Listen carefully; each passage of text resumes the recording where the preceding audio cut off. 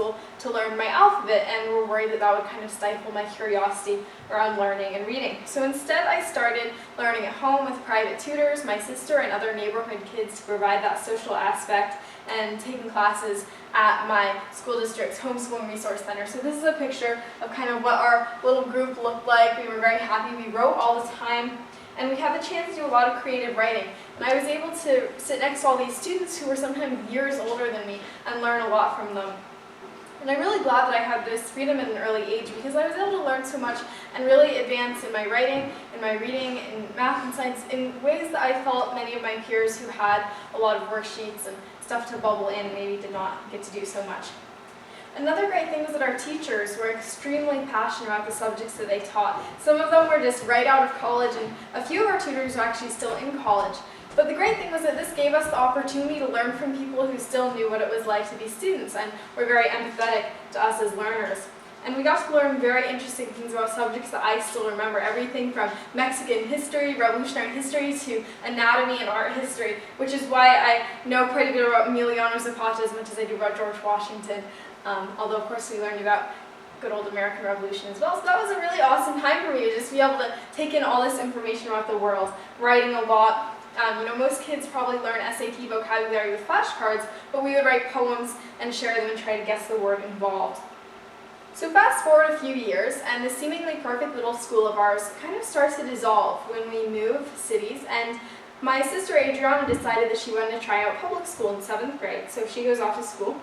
And I started taking online public school courses to accommodate my frequent traveling schedule, because I would be teaching in many different countries around the world, as well as at home with using video conferencing. And today I'm dually enrolled in public school and online school. So this is an arrangement that can be a little bit difficult at times to mesh with my extracurriculars, because my extracurriculars are a little bit unusual. You see, although I've spent less hours sitting in school than many students, I've probably been to more schools than a lot of my peers because of my teaching, and that wonderful opportunity has given me the chance to see a lot of the world, so that's been pretty awesome. But you might be wondering, how did I get started on this path of teaching in the first place? Because teaching doesn't seem like the most obvious career path for kids to just say, okay, I want to be a teacher, and just go and start traveling and giving presentations. Well, even though I'm going to be talking a lot about the new model of school, my teaching aspirations started in a very old school place with books of The Little House on the Prairie. Raise your hand if you've read any of the Little House on the Prairie books. Has anyone read Little House on the Prairie? Seeing some raised hands, woo, yay! This is quite an awesome crowd then. So I wanted to be a pioneer, just like Laura Ingalls Wilder. This was my Halloween costume last year, actually. I had my hat and my hair in braids and this awesome dress that I think has not been worn for a century. Anyhow, I was really into this whole pioneer mindset, but unfortunately, living in Washington State, you're about as far on the western frontier as you can really get anymore, and I think that you just sort of hit the Pacific Ocean after a while. So I was like, well, I can't really be a literal pioneer. But I found something very romantic and awesome about the way that teaching was portrayed in these books, how Laura Ingalls Wilder goes off to the one-room schoolhouse, this is like in the last book of the series, and becomes a teacher. And I love the idea of being a teacher myself, since it wasn't quite so realistic to be a pioneer. Now, I was thinking all this at around 7 years old. And this seems like a very strange thing to be thinking at 7 years old, because, as I mentioned earlier, teaching doesn't strike you as a very culturally or typically societally young thing to do. In fact, the Chinese word for teacher, Laoshi, which is probably showing up backwards on camera here, but the Chinese word for teacher literally means old master. So to be a young old master would be somewhat incongruous. But I got my opportunity to be exactly that a little sooner than I had expected. Along with my extremely long list of careers that I wanted to pursue, I wanted to be a writer. And I loved reading and writing so much. And when someone told me in this nonchalant voice, oh, I don't really like reading and writing, my world sort of shattered, because I was like, how is this possible? You know, this goes against all laws of life that I've previously known. So my teaching career began as a journey, a quest of sorts, to get every student to love reading and writing. I've been able to learn a lot over the course of this journey about teaching and learning, education, and technology. When I published my first book, Flying Figures, when I was 7 years old, along that idea of getting others to like reading and writing, to see how approachable writing was, I really had that goal in mind. And I know that it's a bit of a cliche to say little did you know, but really little did I know where all this would take me. Through this unique role as both a teacher and a student across many mediums, online and in person, small homeschool and large public school, I found that increasingly the diversity of our students and the wealth of information that we have at our fingertips really necessitates a new school model where learning is customized for each student, where we can really pursue different tracks, different interests, and have the support available for whatever it is that we want to do. In the good olden days, or maybe not so good depending on where you were, but I guess good olden days if you were Alexander the Great, he had a tutor, Aristotle, who we know is the extremely famous philosopher, student of Plato, who was student of Socrates. And wealthy families would hire governesses and tutors, people like Aristotle, to teach in their family, and customization happened really naturally. So obviously it's maybe not so realistic to expect that every single student have their own Aristotle, but I think that we should really aspire to build a new model for school where every student can become one. Being able to question, think deeply, and have an impact that lasts long after we're out of school. Creating this idea for a new school really demands awareness of youth digital culture, what we're up to inside of school and out when we're on our computer screens or our tablets or our smartphones, and actively involving student voice and meaningfully implementing technology. So those are just a few of the key things that I'll be focusing on. Now, to envision this new model of school, it's really pretty essential to understand where we as youth are coming from, what we're doing on our computer screens, our social connections on the internet. You've probably all seen like the horror stories in the news about teen racks up $20,000 texting bill or things like that. But that's definitely not all of it, and that's really only a very small portion of it. So let's start off with a little fun pop quiz from Youth Digital Culture. FTW stands for A, feed the world, B, for the win, C, forget the word, or D, finish the work. So, it looks like my slides are backwards on camera, sorry. Okay, so the options are feed the world, for the win, forget the word, or finish the work. So raise your hand if you think it's A, feed the world. All right, raise your hands if you think it's B, for the win. Okay, seeing some raised hands, great. Raise your hand if you think it's C, forget the word. Okay, and raise your hand if you think it's D, finish the work. Okay, so pretty even smattering of hands across all those things, and I saw a few of you didn't raise your hands at all. That did not escape my notice. So the actual definition of FTW, I think I saw most of the students got this right. For the win. So if you say, I did it for the lul, doing it for the lulz, FTW, that means you're like doing something for laughs, for the win, like that's awesome, or this should be promoted. I'm not sure of a great way to define for the win, but it's just like has a huge amount of win in it. So FTW, you'll see this a lot across whether it's texting and a lot on Facebook as well. What about YOLO? This is a word, or a phrase I should say, that's been circulating all the time on Facebook that I've seen quite a lot. Everyone's saying YOLO as a comment or in a post. So does anyone here know what the definition of YOLO is? You need to turn the microphone on for this.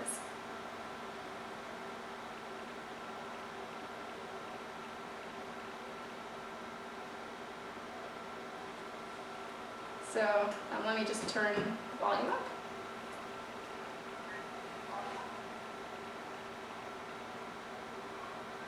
Definition of YOLO.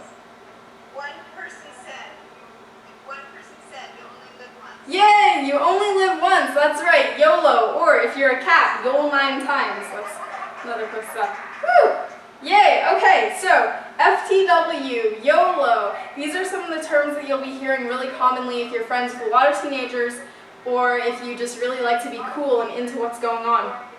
And FTW and YOLO are really sort of the new OMG and ROTFL, not because people don't use OMG and ROTFL anymore, but rather because so many people use for the win and you only live once. They've just been all across the social networks, and they've even spawned these digital memes that you can see all over Facebook. So to give a quick definition of a meme, it can be an image with some text over it that's been spread virally, almost the same way that some YouTube videos are, that are really instantly recognizable. And they usually have some sort of cultural background, some sort of reference to something, and so those are memes. You can look a few up.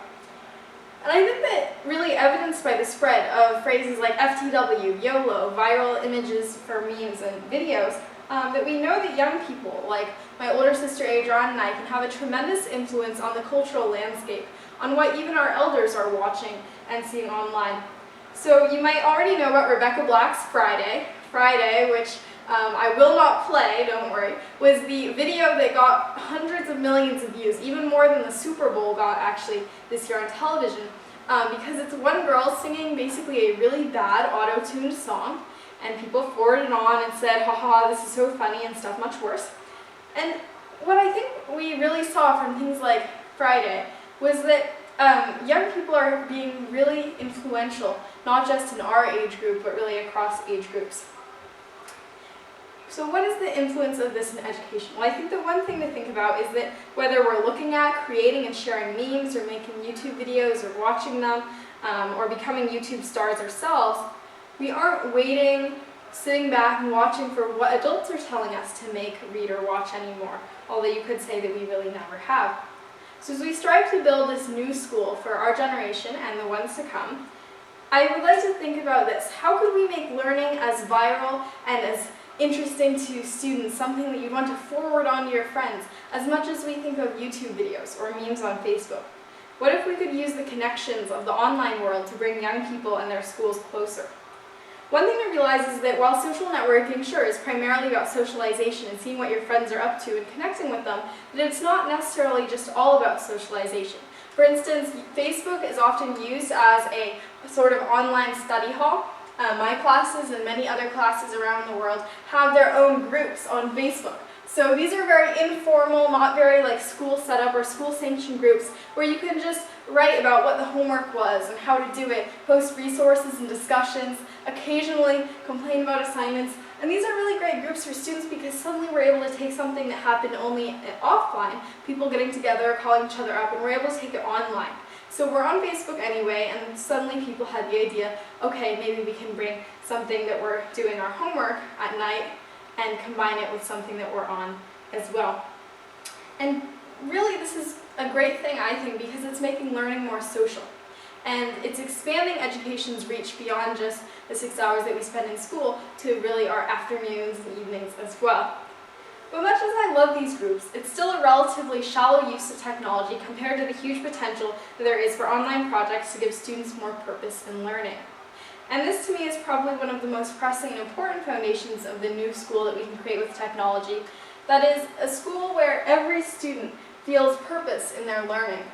The urgency for this I felt was really highlighted. Today I was actually at school, and in my biology class we had this pretty fun project I thought where we would have these posters for ecology and writing about different biomes, so taiga and tundra and deserts and all this stuff.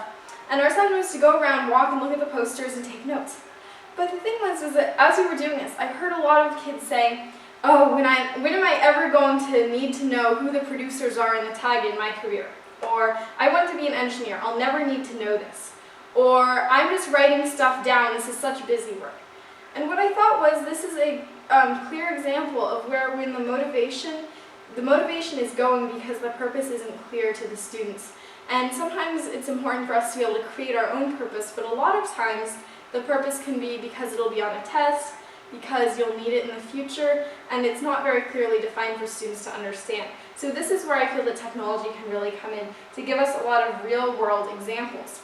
The purpose doesn't necessarily need to be, I'll use it every day in my job. Like, I study geometry not because I'm ever going to be teaching geometry or particularly being a mathematician, but because I want to really understand the world around me.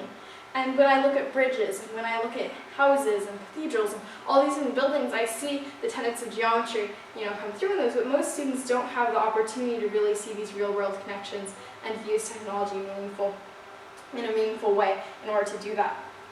So thinking about the assignments or the things that we do with technology as preparation for life can really put a different viewpoint on a lot of the things that we do in school. If we think of everything that we do in school as preparation for life right now, then I think that it would be accurate to say that it's a very strange life we're about to enter if it consists of a lot of A through E answers and a couple big projects that are worth 200 points, because I really doubt that life hands you a sheet with neat multiple choice on it all the time. So we know the problem, which is that very rarely do students get the chance to see something that they've learned put into action in the community or in their school. And this is something that we really need to change, giving students the opportunity to create positive good through something that they do, putting something that we've learned into action. What we do to help the world is usually, like in my case, extracurricular. So that's something that we should change. As a great example of what we can do when we have technology and when we can think about what we can do with technology in education, my friends Maya and Priya and I recently participated in this fun contest sponsored by the Department of Education called Application for the Future. And the idea was, as part of this National Education Startup Challenge, that you would get together and think, how do I improve this aspect of education with something technology related? So our idea was that you would bridge the gap, that is the achievement gap, by building an app. So students could get together over the course of 6 months with expert technology mentors from relevant fields and learn enough technology skills to get together and build this app. Learning STEM and teamwork and all these different life skills through building this. Now, our entry was hypothetical, but I feel that this points to a big possibility for what can be done when we just use the tools that we have available, many of them for free or at low cost, and I know that some of you have a lot of technology implemented in your schools recently, and what we can do to give students the chance to build something and to see really directly how this math or this technology or this art that we're learning can be implemented in the real world. And I see this as really the new project-based learning.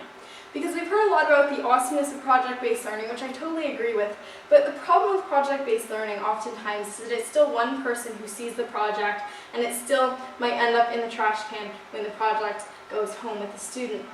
So no matter how big and beautiful the poster is, or that diorama, it may not have enough of a lasting impact for students to really feel, okay, I contributed something to the world. I had this meaning in it. So when we, for instance, post a blog or make a documentary that goes on YouTube and try to get views for it, or market an app on the App Store, we can really see very clearly, okay, this is how the wider world is reacting, and I need to take extra care because it's not one person, but it might be 1 million who are reading this. And I see the real benefits of this kind of, you might say peer pressure, almost this reaction to other readers of what you're doing from my own experience. Because in our school that I went to when I was younger, we wrote blog posts almost every day about the topics that we were learning. And definitely I took a lot of care to be very thorough with my proofreading, with my writing, and it helped me write tremendously. So this idea of using an audience to give students both impact and meaning in learning can be hugely powerful. As a great example, TEDx Redmond, the conference that I organize every year for young people, is completely organized, and all of our speakers are youth, so 18 or under, a few 19-year-olds. And this is our poster and our speakers from 2010 and 2011. It's been tremendously successful, over 700 attendees. And I think that a large reason for this is that students are really looking for an outlet where they can voice their opinions and talk about meaningful things. So this is a perfect example of the intersection of technology and education as well. We use everything, Google Docs, Wikis, Skype, Twitter, Facebook to market the event, to post talks, to recruit speakers, and to find audience members. And we've learned so much over the course of this experience. Now what I find a little bit sad is that TEDx Redmond is an event that is happening outside of schools, and really schools sometimes need to be, in our local area anyway, need to be pushed a little bit to support this. And I think that this isn't something that necessarily needs to happen outside of school, and that it is something that could really motivate a lot of students to take care about what they're learning and to see how what they're learning could be applied in the real world. So organizing an event that's around an educational topic, for instance, and giving students the chance to be curators of information and content could be a huge motivator for really, I think, any subject. And another way to give us purpose and allow us to connect what we learn to the world around us can be found by encouraging us to share our knowledge and skills with others. I have a YouTube teaching channel where I've posted over 500 videos, but it's not just me doing the teaching. There are great kids like Cameron Manor talking about science and germs in a hilarious YouTube video. I encourage you to look it up, or Eva Reidenhauer talking about writing. All these different kids on MathTrainTV as well doing math. All these different kids are talking about subjects that they have expertise on and teaching their peers. So when you give us the chance to really have that microphone, have that stage, not necessarily just offline but also in the online world, again we have that audience and we have a greater sense of investment in what we're doing. I see this as one of the best things about the ease of content creation for youth like me today. One of the best aspects of this youth digital culture that a 14-year-old or a 10-year-old or a 7-year-old, really any age, someone with a microphone and a webcam connected to the internet in their basement could be teaching the world. And this is something that we really need to harness inside our classrooms, because I don't think that this needs to happen just outside of school. The trend of students making educational videos is really catching on. You can look up videos like this and this on YouTube. And one other thing that is tremendous about this youth digital culture, the viral spread of things, and how we can utilize Facebook to make education social and use these groups, is that you can also cultivate student opinion about their own education and find great ideas from this.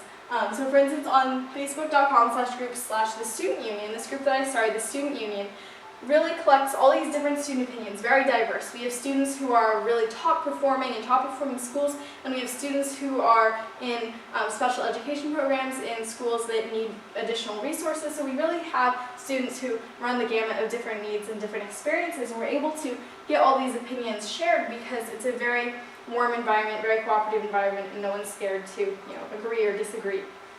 So the Student Union is a great example of where students are coming together and taking on no longer just a passive role, but really a more teaching role and a sharing role, which I find is pretty unusual and great.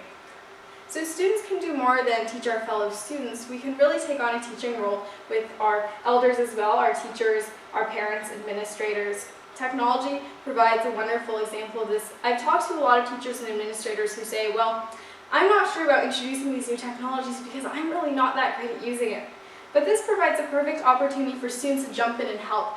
I can recall this is an active board that I'm using, and in our school districts, every classroom almost has an active board, and a lot of times the teachers will actually ask the students for help in a very informal way, but it shows a great example of how students are willing to jump in when needed.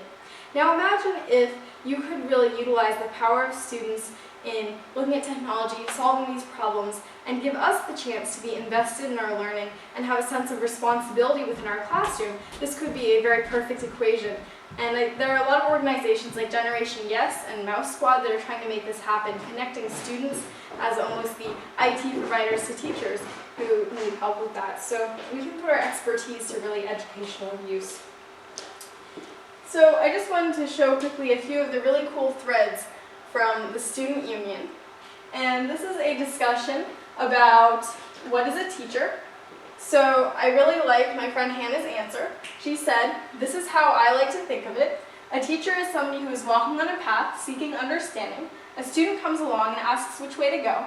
The teacher points down the path and they walk together.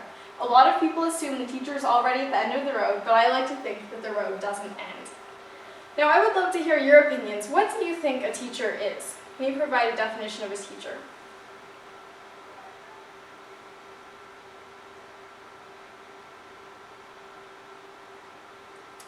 And, well, now maybe you have a little empathy for students who don't raise their hands.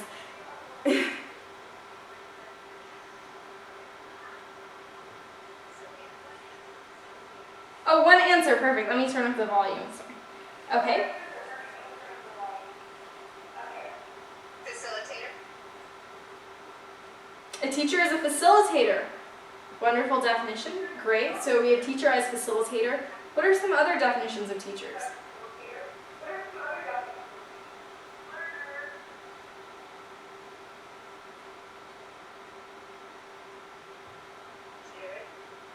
A learner, did you hear that? Okay, teachers are learners. Perfect. I love that.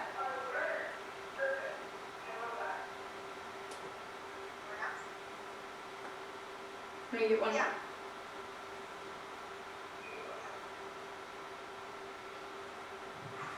Say that again.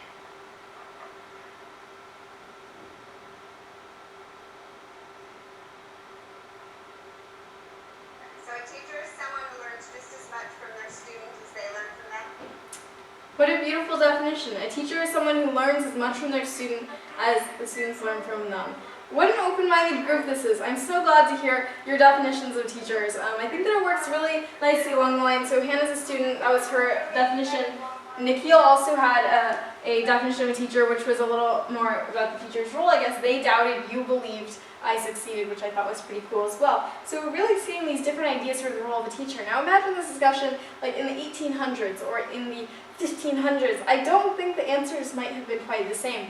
This is really a testament to how far we've come about our definition of learning and teaching, as well as the role of information technology, the role of what we have now available at, on the touch screens in front of us, how teachers aren't, passers down of the information as much as facilitators, guides, people walking along the path with us, which I think is really beautiful and awesome. So, the power of the student union, this group that talks about education reform, that gives students the chance to voice their opinions, really comes from the power of the fact that there are teachers, there are educators out there like you who believe that students have a lot to teach. And so we have some wonderful educators who are members of this group. I would love to invite all of you to join and read what students are posting about their own educational experiences, because this is a voice that we often don't hear from in the typical discussion around education reform that's on TV or the radio most of the time. So you can see really well-written, long responses on everything from history and how we need more international viewpoints, and amazing fun experiments in science to teach nearly everything, which I thought was maybe a little bit hard to do, but yeah, definitely worthwhile to look at. So there's a lot of this traditional, you might think of as teenage apathy, the eye rolling and the I don't really care disappearing when students have a platform, have a voice to share their opinions, and are genuinely being listened to. The possibility for mobilizing youth involvement on a really tremendous scale is something that many organizations and groups are taking notice of. For those of you who heard of Kony 2012, the massive internet phenomenon from the organization Invisible Children, it ran into a little bit of controversy, but that movement really went viral. Raise your hand if you've heard of that one. Kony 2012. Seeing some raised hands? Yeah, probably a lot of you who are on Facebook, friends with any teenagers, might have seen it really plastered across your news feeds. Everyone saying, watch this video, look at this video. So that organization was somewhat controversial, but it really goes to show how an effective social media outreach can turn anything into a truly viral movement. Kony 2012 wouldn't have been possible without youth involvement, and it really goes to show what movements are we missing out on, what movements can we create if we have youth genuinely involved. So this is where I feel education can come in, creating movements, using social media, as well as the power of what we do in the offline world. Yet despite this great possibility for connecting with us and how we use Facebook, not just for chatting with our friends, but also for doing our homework, in my own personal experience, I've seen that a lot of schools are really restrictive of internet use. Some schools actually, whose administrators I talk to at various conferences, have a list of approved websites, which can be fairly narrow, and those are the only websites the students are allowed to access. Others turn off quite a lot of websites, a lot of personal blogs, a lot of social networking sites, because those are seen as possible distractions. And while I definitely see where this is coming from, I see the possibility more in a touch the stove approach. So what I mean by the touch the stove approach is that when I was very young, 2 years old, I would always go up and I would want to touch the stove. My mom would say, no, don't touch it, it's hot, you don't want to go there, but I would want to anyway. So one day, she turned the stove down to be very low heat, and she was like, okay, go ahead. I touched the stove, I did not get burnt, but I can assure you it was not pleasant, and I did not want to touch that stove again. Even now, I'm 14, and I still have absolutely no desire to do so. So, in much the same way, my parents were fine with my older sister and I being on the internet from a very young age, and even making these ridiculous videos of us dancing and lip syncing and posting them to YouTube. You can imagine how embarrassing it is now for me at 14 going through and systematically deleting or changing to private only about 300 videos. But I think that this experience of having been embarrassed by something will mean that I'm definitely more cautious about what I post online, and I probably won't do worse things in front of a camera during spring break in college. So it's the touch the stove approach. I feel that a lot of schools are unfortunately saying, okay, the stove is completely off limits, it's boxed in. When you turn 18, the stove is open. So that was sort of a strange analogy, I know, but from my own personal experience, I think that really giving students the chance to explore and equipping us with the tools to understand why certain things aren't as reliable, why certain things aren't as credible for sources, giving us those research and journalistic skills to identify biases online can be a lot more valuable in the long term than simply having a very strict filter. Great example comes from Esther Wojcicki, a teacher at Palo Alto High School in California, and she teaches her students exactly that. They have this really comprehensive school newspaper called the Campanile, and the students who are involved in this journalism program use all the different facets of the internet, but they also learn what is credible, how do I identify, is this source really good to use. I don't think that these are skills that should be limited to a journalism class. They're really skills that are essential for all of us in the 21st century. Now, most people would be a little bit wary of letting a 5-year-old explore on the web, but that was precisely what my parents let my sister and I do. And as a result, we were able to discover some of the most amazing educational resources out there on BBC Kids and PBS and Smithsonian and all these awesome websites. It's why I really began to write and be so invested in it, because I was writing blogs and seeing that what I could write would have an impact beyond just my house, beyond just my limited audience of 3 members of my family. So if we could take such a more open approach, one that emphasizes long-term values of evaluating things and seeing if they're credible, and apply this in more schools, I think that we could have a really great way to move forward in internet use in school. So we have these tools at our disposal, waiting and ready to go.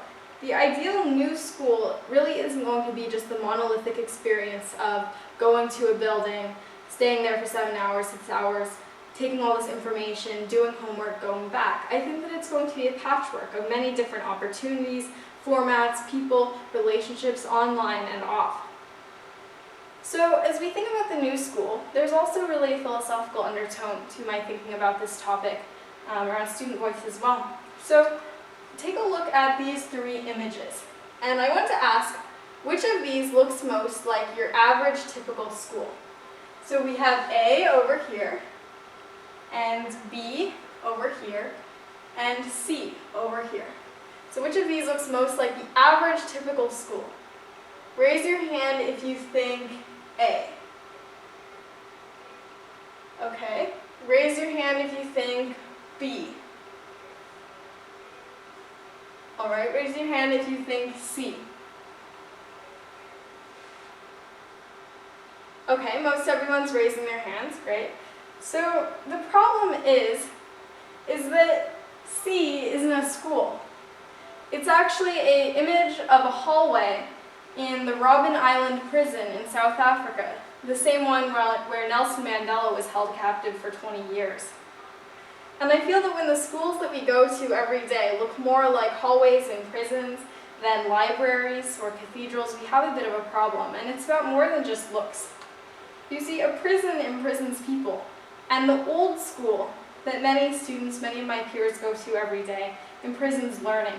Treating learning like it's something that we can only do within certain confines, within 7 hours a day, 5 days a week, is not the right approach to take, because it really puts bars and walls around something that should be limitless.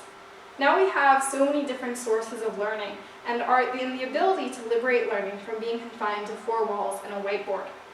Creating lifelong learners starts with the understanding that our world is the best classroom of all. Teachers can come from all places and be of all ages. They can be people like the tutors I was privileged to have growing up, or young people like myself, Cameron Manor, Eva Reidenhauer, the kids on MathTrain.tv who are making videos to teach their peers.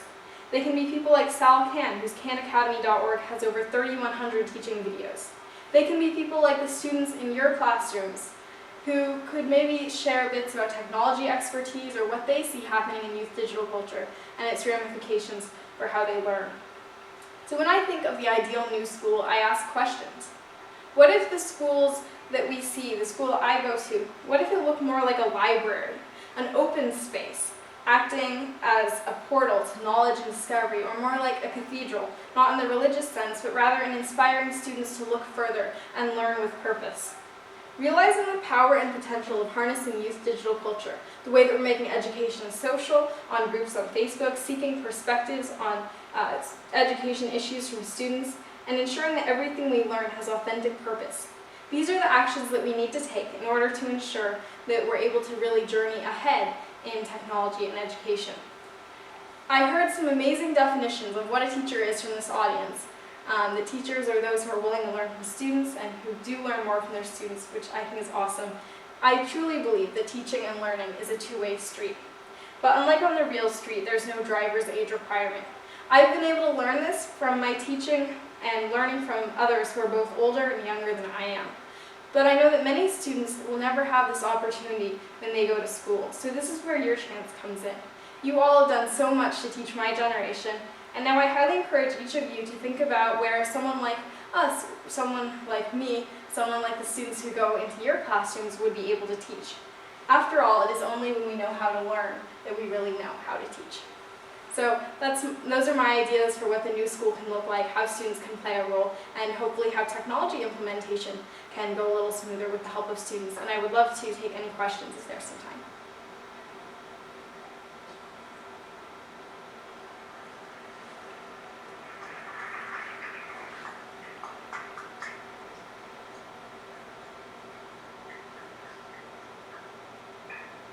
So, does anybody have any questions?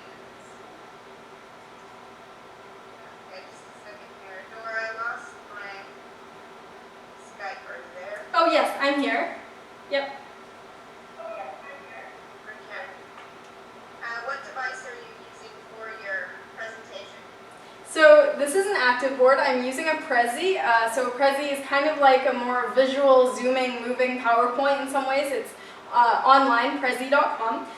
For my notes, I'm using a Kindle Fire. So you can tell I'm really definitely a big reader because I have a Kindle as opposed to an iPad. So yeah, Kindle. No, Amazon is not paying me. And for Skype, I have Skype over here, a Mac over there. This is a PC. And yeah, so that's pretty much the roundup of all the technology I'm using.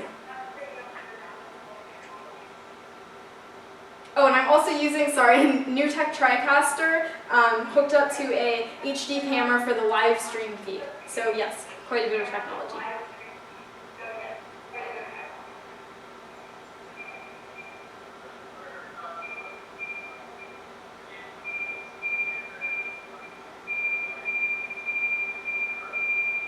So, what are your thoughts on standardized test scores? What are my thoughts on standardized test scores? That's a great question. Well, I'm about to take 3 AP tests this week, so my point of view on standardized testing may be really negative this particular week as a result. My thing about standardized testing is, it might have been reflected earlier in my speech, is that I feel like it's not a very good way of preparing us for the real world in the sense that life very rarely hands you a sheet with A through E multiple choice questions. I feel that a better way to look at how we can prepare students for critical thinking would be really asking students to come up with the questions and making the questions about maybe things that we see more in real life. So for instance, what if we could get professional authors and writers to actually come and speak to students about analyzing literature as opposed to maybe just some interpretations. I've taken AP Lit, so yeah, this is probably a personal bone to pick of mine. But yeah, I think that we really need to look at having more real-world scenarios for students to experience, having students be able to ask the questions, and maybe relying on it a little bit less as a way to kind of sort students into different categories of competence. Any other questions? So, thank you so much for your time today, Dora. We really appreciate it. Oh, thank you so much. I really appreciate this wonderful audience. You all are so wonderful. Thank you so much. And I hope to see you sometime in the future. Thanks. All right. Have a good day. You too. Thank you. Bye.